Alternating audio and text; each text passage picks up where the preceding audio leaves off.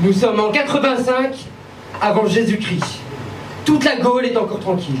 Pas de Romains chez Vercingétorix, pas de guerre, pas de peuple hostile. Nous sommes en 85 avant J.C, encore loin des héros bien connus. La potion magique est encore un secret. Et ici, on chasse le sanglier à main nue. Et voici notre héros, vivant non loin de Lutèce. Jeune poète amoureux des mots, riche d'eux, mais sans le sesterce. C'est un champion du micro dont les mots provoquent l'ivresse. Prêcheur du vrai contre le faux, guérisseur des cœurs en détresse.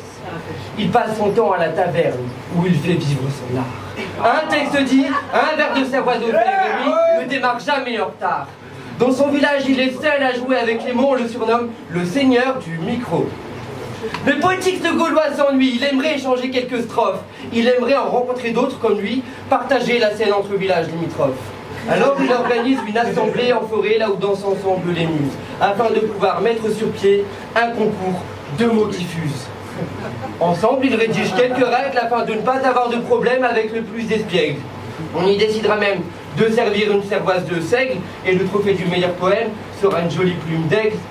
Mais cette plume fait déjà couler l'encre, et très vite, dans toute la Gaule, on raconte qu'en perdant le pire des cancres, envisage de la voler sans honte. Parmi les favoris, notre ami Poétix, inquiet, propose en guise de solution d'enrôler l'épouvantable sergent Flix au cas où il faille le mettre en prison.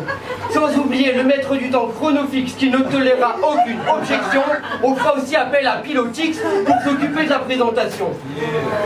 Le cadre est prêt, la scène se dresse. Vêtu de ses plus belles braies, coiffé de ses plus belles tresses, Poétix en train de réviser, sans déjà monter le stress. Le voilà qui va s'avancer pour partager son ivresse.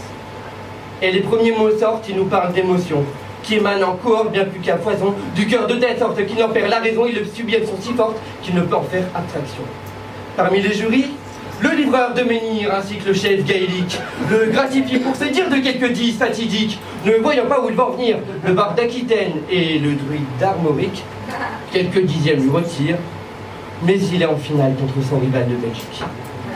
Mais d'abord, on fait une pause, pour que tout le monde se désaltère, que les poètes prennent leur dose de ce qu'aujourd'hui on appelle air.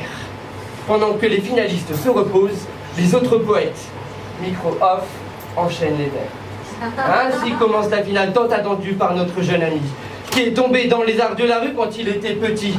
Il ne s'attendait pas, cet ingénu, à ce qu'on entende sa poésie de la bouche de cet incongru, qui récolte indice, indice, indice, indice et indice, le grand chelem du jury. Et notre champion sans tête refuse même de terminer. De toute façon, dans sa tête, le Belge a déjà gagné. Bien décidé à gâcher la fête, il crie au scandale. Mais c'est truqué! Par tout Atix, le slam lui est tombé sur la tête. Par Bélénos, il faut l'éliminer.